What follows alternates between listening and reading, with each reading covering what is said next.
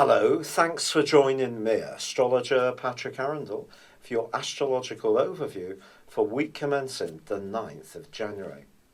Mercury, the planet of communication, was of course tracking backwards, but it begins this week in forward motion and in the sign of Sagittarius.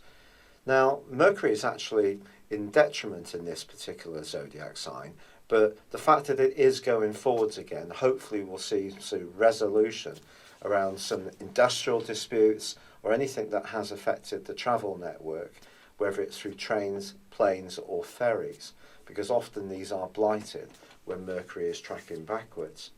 By Friday, Mercury actually returns to the sign of Capricorn, where it's an extremely business-like influence.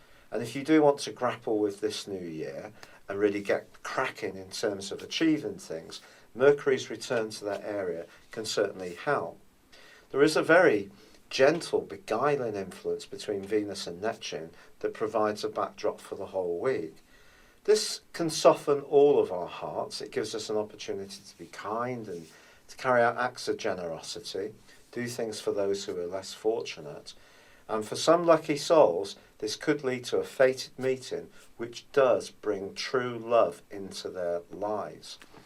Now, if you're a little bit more cynical, then you may feel that that's rather unlikely, but that's the way Venus and Neptune work. They can only create the conditions. We still have to be fortunate enough to meet the right person, but this particular aspect will help.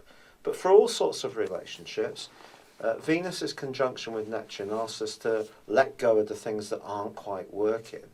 But there's a very stubborn full moon this week because a complex set of influences brings 4 different polarities into play.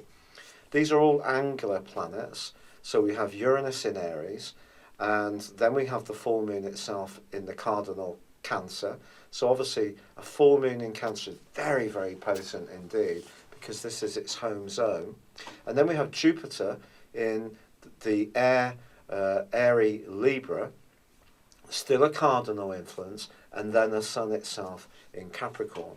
So these are big players in big positions with big statements to make. And if we think that Capricorn is very much about the structure of things, be it our skeletal system, be it banks, businesses, government, institutions, traditions, the way things would normally work, then something can come along that shakes those, and it may be because a more emotional dimension is pushed into play through Cancer, but also because of the electrifying energy of Uranus and Jupiter both squaring up the full moon and also the Sun, we get this grand cardinal cross. So whatever your circumstances or mine, I think there's going to be a highly charged atmosphere on the back of this. But by the end of the week, as Mercury does make its way back into Capricorn, it is going to help to bring a more grounded and a more stable dimension to bear in terms of how we think about things. But I think it could be in world affairs that something's rocked this week. Maybe something is going to change. A big shift is going to come about.